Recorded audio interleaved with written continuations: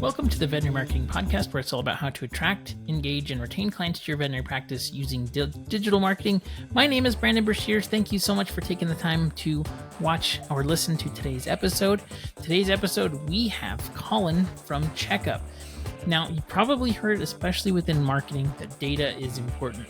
But have you ever actually sat down and considered why is data important? In today's episode, we dive into how you can use your data, specifically your practice management software data, to grow your practice. Having control over your data and actually a good grasp and understanding of the segments of your client base that are going to be profitable, that are going to be needing additional services is incredibly important, especially as the market contracts and people are seeing, typically fewer appointments in most markets. I think this is more important than ever. In today's episode, we talk about how Checkup helps practices. It is a fantastic episode, and I think you're going to get a lot of really good ideas and insights. So I really appreciate Colin, and also Elliot has been on the podcast before. But I love this company. I love the commitment they have to the industry, but I also love that they're always willing to innovate. So I think this is going to be a great episode for you. Be sure to listen all the way through. Before we begin, we have two sponsors for today's episode. Are you looking to get better SEO ranking for your veterinary practice? Probably everyone I know that runs a veterinary hospital would be benefited from having better local SEO. And that's why I want to give you some free tools from one of today's sponsors. It is whitespark.ca. If you go to veterinarymarketingpodcast.com/SEO, that's veterinarymarketingpodcast.com/SEO, you can sign up to get a free account to give you some amazing SEO tools. Whitespark gives you everything that you need for better local SEO. If you haven't heard the episode I did with Darren Shaw, be sure to go back and look at it. He is the founder and owner of this company. It is fantastic. They have Google Business Profile Management, local rank tracking, local citation finder, reputation builder. They even have professional SEO services if that's something that you're looking for. So go to veterinarymarketingpodcast.com/SEO to check out Whitespark and the free tools that they have available for you. You won't be disappointed. They're really cool. Let me know what you think too. If you need help with any of that, please don't hesitate to reach out. But again, veterinarymarketingpodcast.com/SEO. Have you ever said to yourself, I wish I knew where these clients were coming from? If you've ever been wondering, what is actually driving conversions in your practice, then I have something that I think will be great for you, and that is CallRail. CallRail is a fantastic tool that allows you to measure and see where your conversions are coming from and which of the calls and call sources are driving clients into your practice. CallRail makes it really simple to not only see where your calls are coming from, but the AI tools that they have that track and record the conversation so that you can assign outcomes to the calls is amazing. I highly suggest all of the clients that I have use CallRail. And if you've ever wondered where are my clients coming from, you can try CallRail out for 2 weeks for free. If you go to veterinarymarketingpodcast.com/CallRail, you'll be able to try CallRail for yourself and finally know where your clients are coming. Well, thank you so much for being on the podcast. I really appreciate it, Colin. Can you just give a quick backstory of who you are, how you got started, and how you entered into the veterinary market? Sure thing. Yeah. So I'm Colin Hebert. I started Checkup with 3 of my good friends a few years ago. We actually started in a little bit of a different kind of focus. We were doing kind of like a marketplace for finding vets in your local area.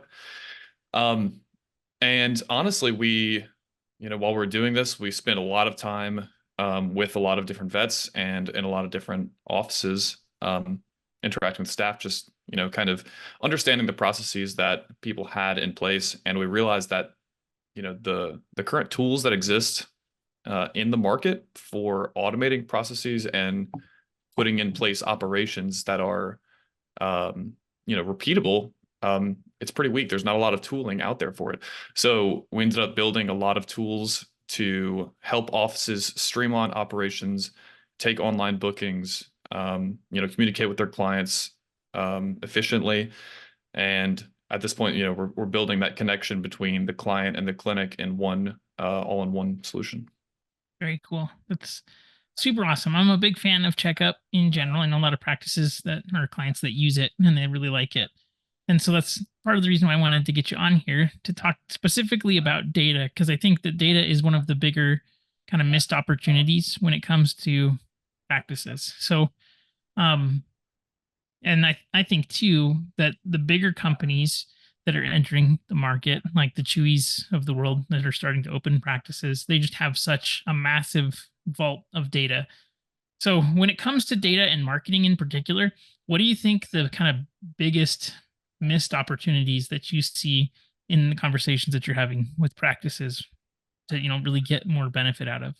Well, I think the number one thing you have to focus on, and what a lot of practices, it kind of ends up on the wayside. It's not their primary focus because um, managing the health of pets and just managing the people that are coming in every day. That's the primary focus. But the reality is, if you don't measure it, you can't improve it, Yeah, right?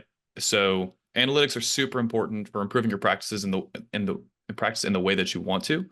Um, and it's not a quick fix. It's not a super quick implement thing that you can just turn a switch on. You have to be paying attention to it and know what needs to be um, you know changed or updated in order to see those changes in your practice. But it is always doable, and there's always something that can kind of be made better. So a lot of practices, like let's say, um, you know, and there's plenty of things that you may want to optimize, whether it's revenue or your fill rate, whatever the case may be. But if it's something like revenue, then if you're not tracking the ways in which you are producing revenue, if you're not tracking the most, let's say, lucrative appointment types or even client types, people that are coming in that may produce the most revenue, then it's going to be very difficult for you to know how to increase that number, just as an example. And so it's super definitely. important, and it's very difficult with the tools that exist today. A lot of the PIMs have something that you can use, but they're not usually geared towards they're mostly geared towards reports rather than trends or how you can improve those metrics. Definitely. So when you're talking to practices, how often should they be looking at this kind of benchmark data? Because I think that it's really important. Like when I'm talking to clients, I'm saying you need to know your general traffic numbers, and usually it's like 5 to 7 KPIs that you should be checking on a weekly basis. Because if you know your baselines, and all of a sudden your traffic drops by 20%, you can say, okay, this is going to be a problem this week. Let's see what's going on. Is it something that's seasonal or just a weird outlier, or should we fix it? So how often do you think people should be looking at their data in their practice? Yeah. So I mean, it definitely depends on what your goals are. So for multi-location practices, you may be looking at every month, just because there's a lot more variance with several different practices. But as a practice manager, we recommend looking every day. We built something called the daily huddle, which is essentially a snapshot of your data um, on a day-to-day basis to see how you did yesterday versus today, and what you can prepare for tomorrow. That just gives you, it keeps your finger on the pulse of what's really going on in your practice. And if, usually you're supposed to bring in a certain amount of money on, let's say, a Monday, and your revenue is down. Okay, well, let's figure out what that problem is and how we can fix it for next week. But then, like you mentioned, you don't have to be looking at every metric every single day. Just have an idea of it on a daily basis. Once a week is plenty enough to really understand what the trends are doing. And obviously there are times of the year where there's not going to be as many appointments, or there may be more. So just keeping that in mind, knowing what those trends are and what you can expect for the future, will let you prepare for it a little bit better. If you're going into a time where there's going to be, fewer appointments, then maybe ramp up your marketing, or, or start doing some kind of promotions. And on the flip side, if you're expecting an influx of appointments, then making sure you're fully staffed and you have, other doctors who may be able to pick up extra slack. Super important to just, be prepared for those situations. Definitely. So when it comes to data, specifically with Checkup and how you're looking at things, how does Checkup work in terms of pulling data that's going to be actually useful versus just like having it available? Because I think that's a big a big distinction. I mean, yeah, all of your data is in your practice management software, but pulling it is usually tedious and things like that. So, what kind of stuff can you pull that's really valuable for driving more appointments and more revenue and things like that? Yeah, absolutely. So, and like I had mentioned earlier, a lot of the PIMs have something where you can pull some kind of reports, but what they lack is exactly what you're saying, that really juicy data that you can actually, act on and build, some kind of campaigns or initiatives around.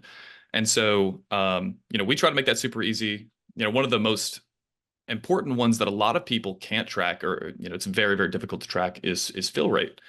So that's the percentage of time that the doctors are seeing appointments, versus the amount of time that they could see an appointment but don't have anything filled.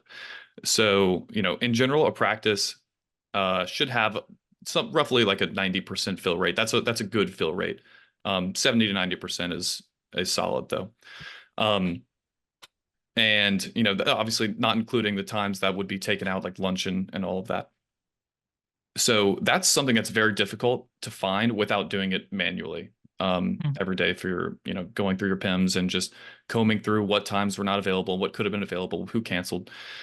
Um, so we deliver that, just automatically. We pull that every single day, and try to make sure, the clinics that are using us are aware of where those revenue opportunities are. So once let's say you have a fill rate of 60%, every day. Well, that you have extra time, or sorry, extra appointment slots that could be filled. Mhm. Um, let's let's say maybe start a new marketing initiative to get those times filled, because that's just empty revenue space that could be producing for the clinic. Definitely. That's a question that I ask my clients is how many appointments are open right now? And then they say, well, we could usually do like another 12 or something if it's like a 6 doctor practice. And I mean, they don't really know necessarily.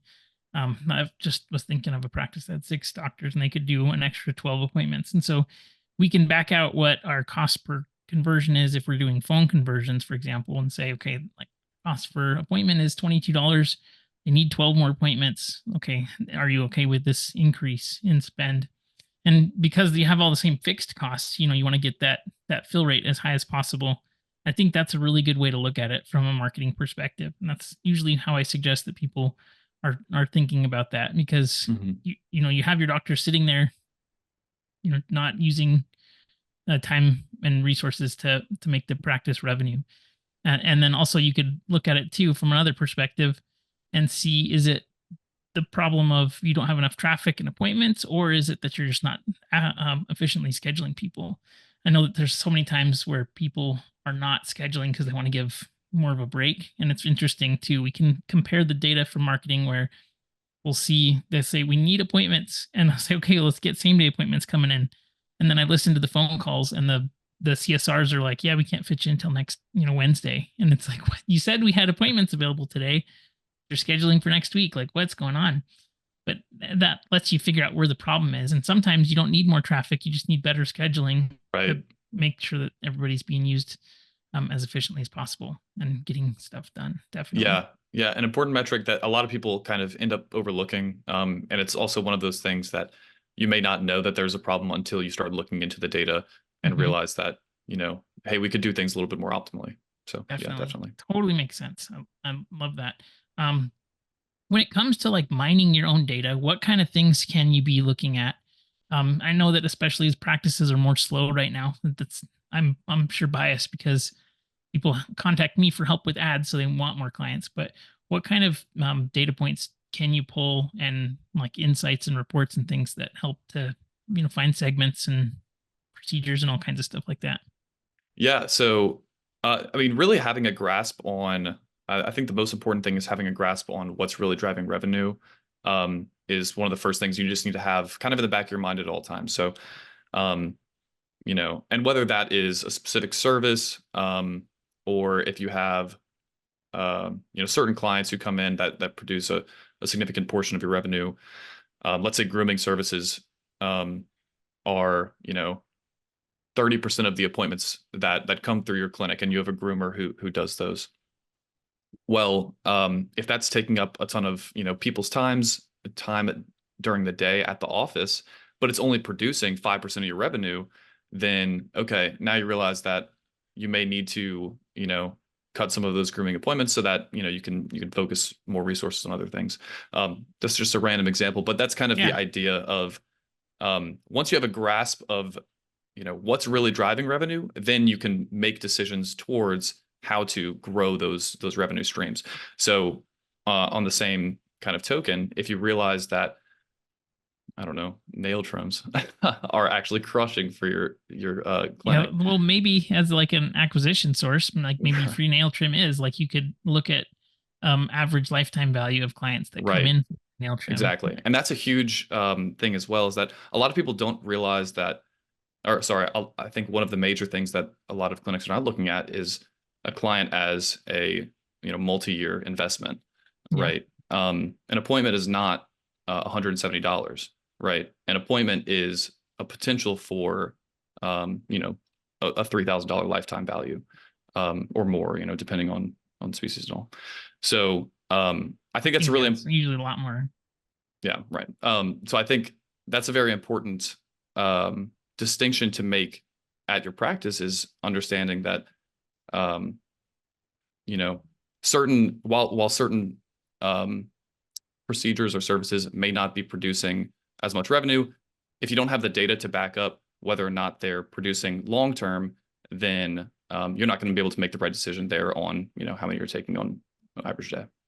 Yeah, absolutely, and that's very cool. There's a software that I use called Hyros for a couple of my clients that are doing e-commerce, and it has all of that broken down by lifetime value per channel and things like that. So you can see cost per lead, immediate last click return on investment, which is like would be the equivalent of first visit return, and then also lifetime value of different segments. And so even if you're like not necessarily making a huge amount of money on the first visit, the lifetime value is so much more profitable. And if you can reduce your cost per acquisition by, testing out different offers and things like that, where you're going to be maybe doing a free exam versus a free nail trim versus $20 off, trying all of these different things, because it's going to attract different clientele, right? And so being able to say, okay, this segment that came in for the nail trim, their first year visits are $700. The $20 off was $900, and you can figure out what you can spend to acquire more of those customers. I think that's really cool. So, do you have like reports for different segments of opportunities or like high value type clientele that you should be reaching out to, and things like that that are made with that? Yeah, absolutely. So, we kind of have this concept of client segments. So you can segment out your customers by, certain aspects, any aspect that you can really think of, that at least as long as it's tracked in the PIMS. And, that's, some else we could get into for another hour, is keeping clean data. But yeah, as long as you track it in the PIMS, we allow you to pare that down into what is really making a valuable client for you. Mhm. And one of the simplest ones is zip code. Where your best clients coming from. Yeah, Um, and I'm sure that's super important for you to know, because that's where you can direct where your marketing dollars are going. And so that's one of the things that you really need to be able to get specific on, because if you don't know where your best customers are coming from, you don't know where to get new ones, right? absolutely. And that's one thing I get all the time is when we're setting up campaigns, I'll ask them how far out we should go. And they'll be like, well, we have at least one client from this place and it's like 20 miles away. It's like, okay, that's great. But we don't want to be, targeting there. We're going to get way more conversion if we go to your primary zip codes. Right. And 80% of their clients are going to come from, two or three that's right around the practice. Depends on how much, the services and things. But obviously, you want to target as closely as possible. So that all makes sense. So in addition to just having great data, you also have online booking. What, in your opinion, are some of the most important things when it comes to online booking? Because I have a lot of opinions on this as well, and I'm interested to see what you think. So, when it comes to online booking, what is online booking in your opinion? I mean, we've talked ad nauseum about this, but I mean, not offering online booking is a little bit, shooting yourself in the foot on just, free appointments, essentially. You know, and from an anecdotal kind of perspective, you know, most pet owners at this point are going to be looking online Hmm. anyway, so being where your customer is going to look for you is super important. So having that as an option for them is really going to open up your ability to produce a lot of those appointments that otherwise might end up going to a competitor who does offer online booking. But along with that, online booking offers an immense amount of trackability that you may lose elsewhere. The analytics. I mean, like we've been talking this whole time, the data that you can pull from online booking is so important. Being able to track someone's journey to your clinic and through that entire process is super important, and really can feed your understanding of where you're getting your clients, how you're getting your clients, and where you need to be investing in order to be producing more and better ones. Um, and I think in general also it's honestly the most important part of having online booking at your practice is just that you're keeping that process super streamlined. You only have so many staff members.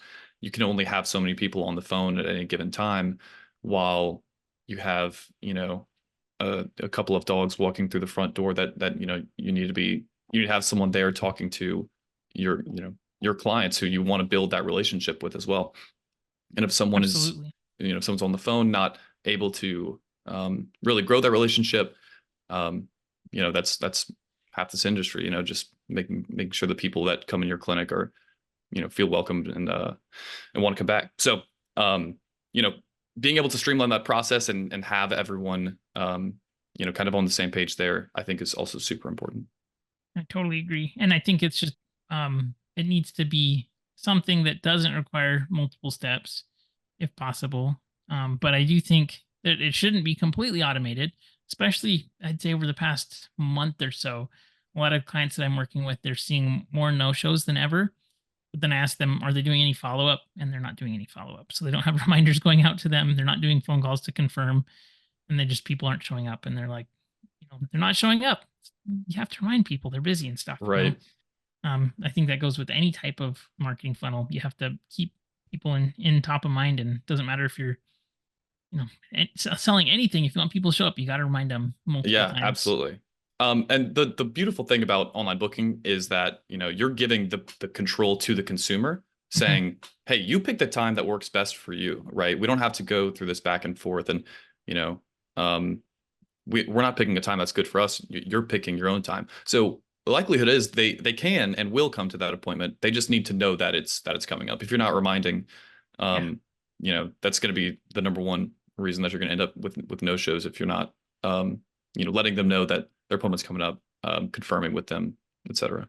Yeah. And I do think too that those touch points that are like an actual reason to show up and engage with them and solidify a marketing channel for, like, most of the time, if you think about marketing messages, it's, you think of spam email or something, right?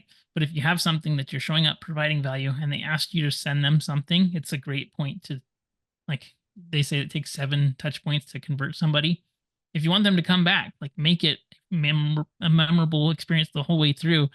And um like, that's an easy thing in e-commerce, for example, when you're selling stuff online.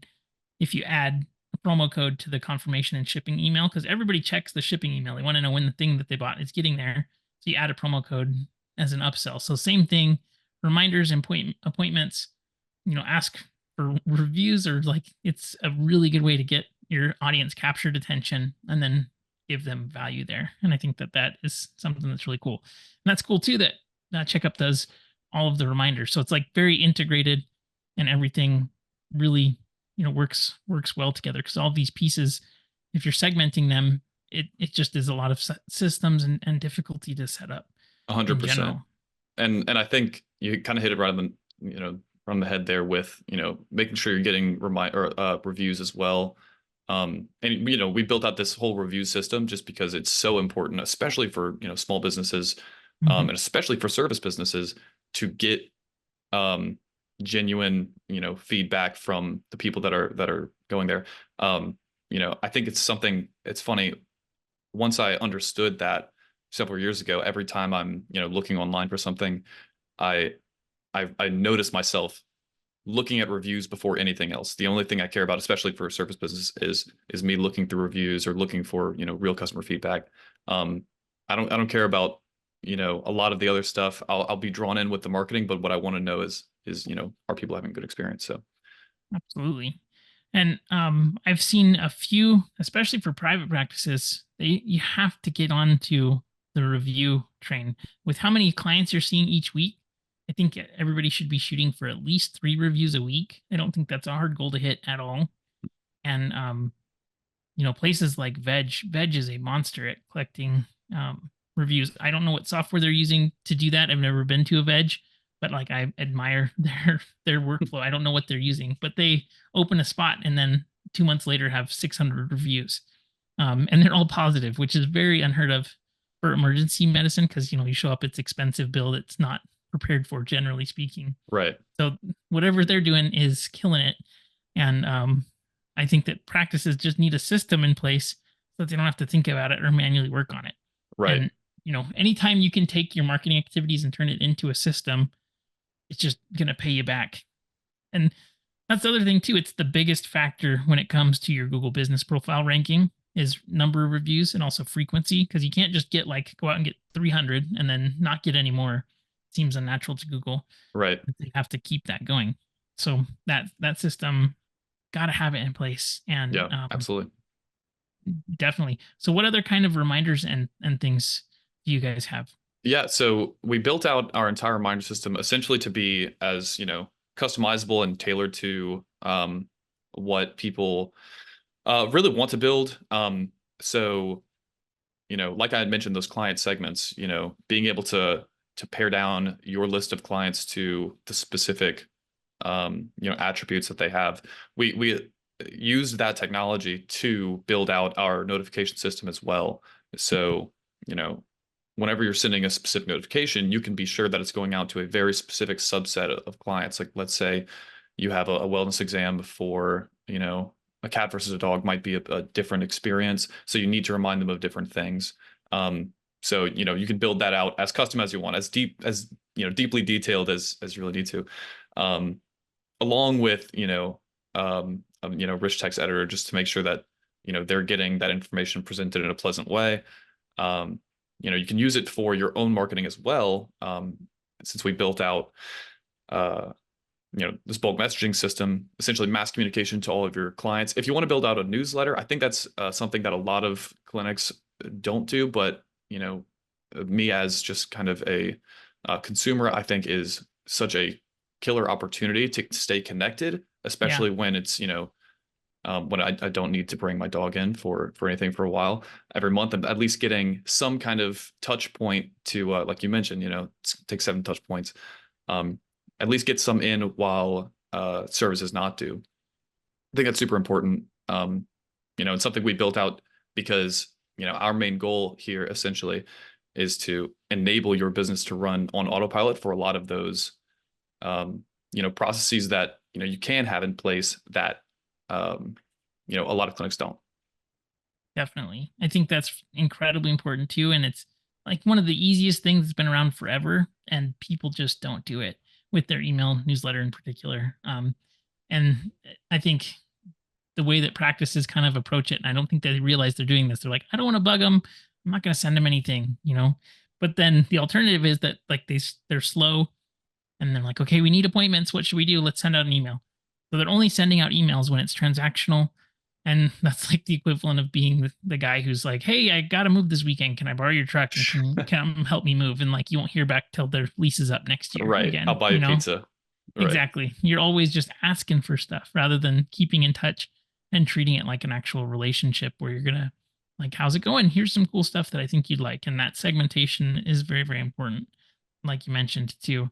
I want to dive a little bit deeper. What segmentation pieces do you think most practices have that is really, really valuable? But what's another piece that you think that they should be adding in? Because keeping data clean, like you mentioned, like maybe let's start there. What are some segments that you think that people should have that they don't, if you can think of any?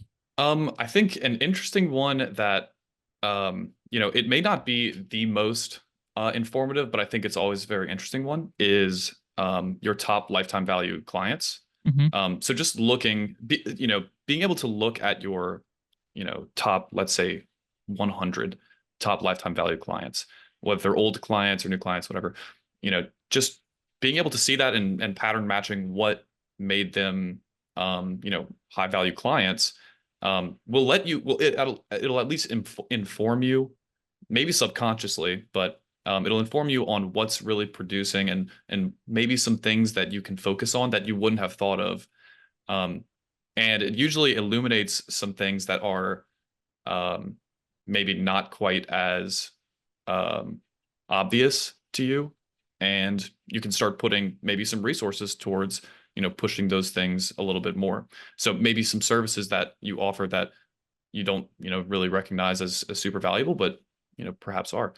Um, so I think that's one that I really like that I think is always very interesting to see.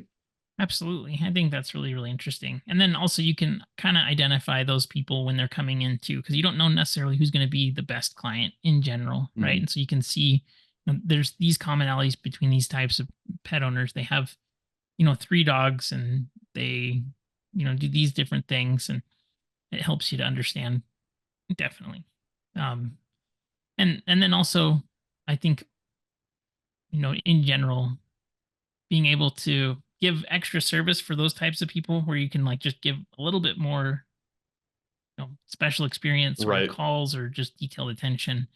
Um, and seeing those people too who've been around for a long time, just being appreciative and reaching out or sending them a note or something, I'm sure it would be very, very helpful and go a Right. long way too.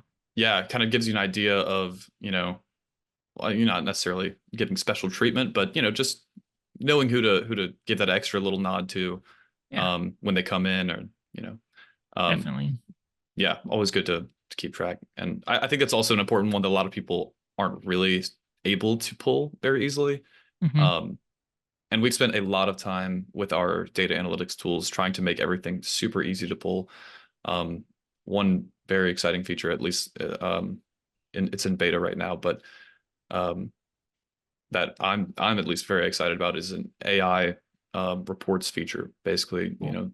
tell the AI what you're looking for or what you're curious about, and it'll be able to pull it using your data and generate a report for you, which is super helpful, especially for a little bit more anomalous queries, things that you're not exactly sure what you're looking for, but you have an idea. Um, so that's very exciting.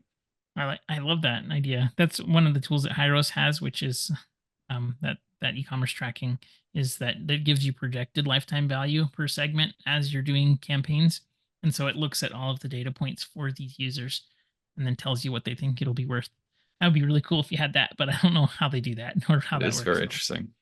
I'm sure there's, I don't know. I'll It's make a note of it. super I'll interesting. I'll look If you could into it. make that, that'd be great. Well, that's one thing I really appreciate you, and that's major reason why I wanted to have you on is that people don't know this about you guys, but like you're very open to building out cool features and doing things that most people just don't do. And the difficult part that I have are that the PIMs don't communicate with any marketing features and functions.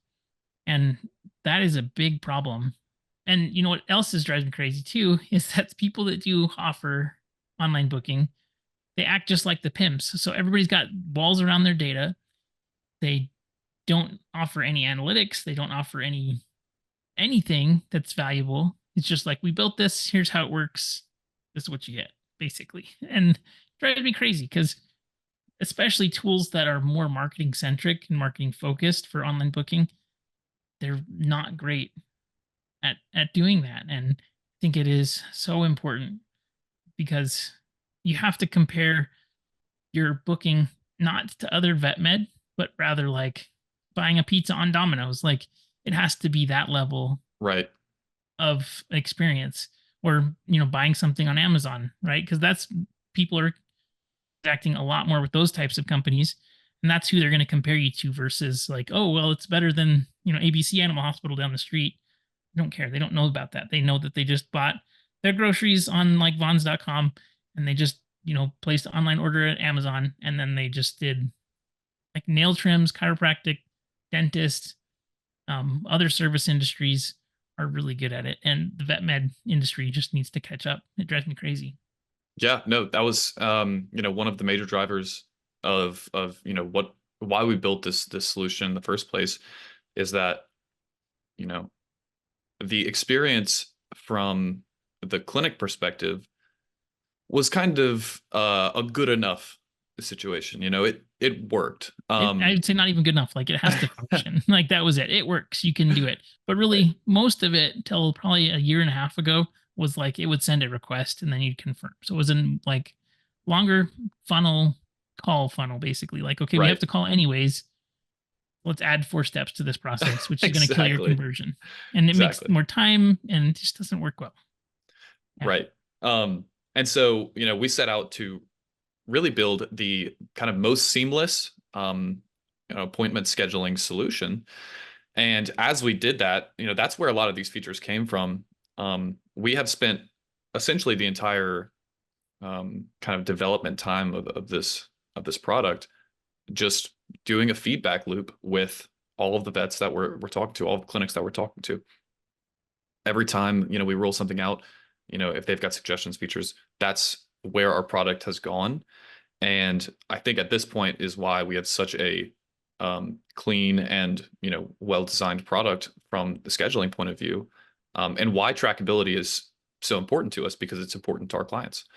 Um, and you know, it's made it so that the entire product is it's at a point of, you know, customization where there is no situation that we can't handle in terms of, you know, specific scheduling rules and things like that. That's something we spend a lot of time on. Is we don't want to make our clinics have to change their processes. They have operations in place, and so we want to live inside of that.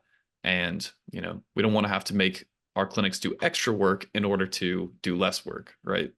Yeah. So, but yeah, no, I mean, I think you're exactly right. I think it took some time um, for a lot of clinics to realize that, you know, they need to be providing a truly seamless experience. And that's we tell clinics that all the time is um, your customers are buying from Amazon, you know, once a week, and their experience there is I can one tell click you're not checkout. married, Colin. Which My wife buys I'm every saying day. at least. No. I'm their um, biggest customer. Amazon's great. I mean, I have a problem, but I was, you know, saying once a week at a minimum. I mean, come on. Yeah. No, so you know, the experience that they're expecting is very seamless, and you know, the full process has a, you know, very defined kind of set of rules.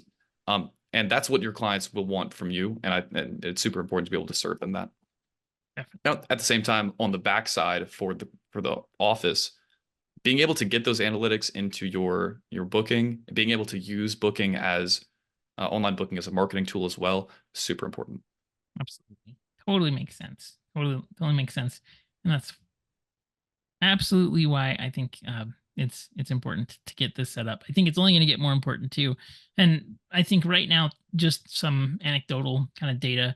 Most practices that are using online booking, which you know, there's a bunch of systems out there, but um, just from conversation wide, I'd say that most online bookings right now are current clients. And so, especially if you have those, you know, reminders and automations for keeping in touch set up, having that online booking that is built in seamlessly works really, really well. And if you think about freeing up your phones for people that are potentially new clients, you're going to have even, you know, more effective. Like that's the worst thing is getting a new client call, putting them on hold because you're on the phone with other people. So Right. freeing it up for new clients, but we are seeing more and more new clients that are just booking online. I think there's a huge segment of people who don't want to talk on the phone Mm-hmm. anymore. I think it's only getting more and more. Like people want to 100%. text or they want to just book online and they don't want to talk to anybody. And I Yeah. think that's a part of the pandemic where people kind of got less social in general. Oh yeah. I don't have the exact data on it, but I think a good percentage of the appointments through us are new clients. And I think that percentage is going to continue to rise, especially as, you know, we've just rolled out our client forms. Hmm. So, you know, a new client, one of the biggest pains that a lot of clinics have is if a new client books, they need them to fill out a few forms. You know, there's just some information that they need to be able to collect. Um, so we've just built out a way where they're forced to fill out those forms before they can even book. They'll Yeah. they'll get through the booking process, but before they can actually be set on the schedule, they're going to have these forms that they need to get that information done. And so I think that's one of the big holdbacks for a lot of clinics, is that they want to make sure they have all of that information. So, we're making sure that that gets to the clinic before that client has fully gotten through, while still trying to keep that conversion rate as high as possible for those Yeah, clients that just don't want to talk on the phone. definitely. Totally makes sense. Well, how can people get in touch with you? What's the best way to see first off, if it would work with their practice, and then what it looks like? And you guys are super easygoing. You're not high pressure used car salesman, and you're really nice to work with. So I definitely suggest people, check you out, book a demo, see how it works. You guys are not going to knock down the door and then bug them forever. So go check it out for sure. But how do people get in touch with you? Yeah, easiest way is probably just check out our website. We're checkup.app with no E, CHCKUP.app. And you can check out a lot of our features there and everything. And then you can book an 8-minute demo, super quick, just kind of overview of the product. And, you can see if it's really something that could benefit your practice. I think it, almost guaranteed can. Definitely. Assuming it works with the PIMs that you've got, and you guys work Right. with a lot for sure. Yes, we should work with about 85%. So, but yeah, and then, you'll definitely hear from me at that point. So Absolutely. So last bit here, what's your biggest, I think, opportunity right now that you see for practices that they are missing as we wrap up here from your perspective? biggest opportunity. I really think, online booking is not a super new tool. But I believe that a lot of offices are underutilizing it and underutilizing the data that they can get from it. So being able to combine online booking with, whether that's paid marketing or, making sure it's on your socials, people are using the internet to find your practice. That's just a guarantee. Most of the people that are coming in are not going to be there because they saw your, they might have seen your sign on the side of the road, but they probably looked you up before. Sure. So being able to have that digital presence and have a way for them to book that appointment at your practice without taking up any time for your staff is super important. And then being able to get the data about how that booking happened is going to be critical for scaling your practice and scaling the revenue that you're able to generate with the same amount of resources that you have now. So, I don't think it's super crazy, like a mind-blowing idea, but I really think trackable online booking is still going to be a huge thing for a lot of practices. I totally agree. And I think that most people aren't doing the fundamentals, which is like email and text. Both of those things are game changers. And there's no reason not to be doing those. And I would say 90% of practices are not doing those two things. They definitely have some set of reminders in place, but like stuff that's just not transactional and keeping in touch. So few practices do it. It's an easy way to stand out and build a relationship. So definitely. And then online booking that actually works and books those two things. It's like the simple things are simple but foundational for a reason. And everybody tries to add all of these difficult strategies and tactics that sound cool. No, yeah.